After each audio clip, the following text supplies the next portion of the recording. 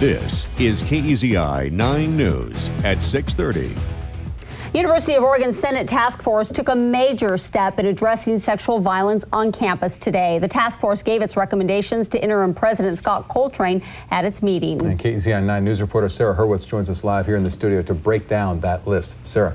Well, it was certainly a long list of recommendations from that task force this afternoon, all to address sexual violence, promote awareness, and provide more resources for survivors. It was standing room only at that meeting, and a number of students, faculty, and staff were all there.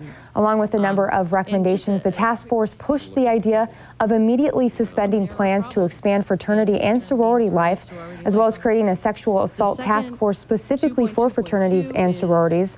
They also recommended expanding women's self-defense training on campus. The task force co-chair says in order for things to change, the culture needs to change.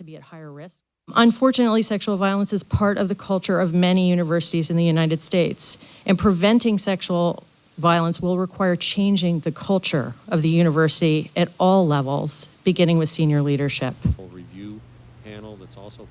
Now, Interim President Scott Coltrane was at that meeting, and he spoke about the university's progress as well as tuition and budget challenges, but he did decline to go on camera for an interview. He said that was the first time that he'd heard of the recommendations. He was impressed, but he'd like to have some time to digest that information.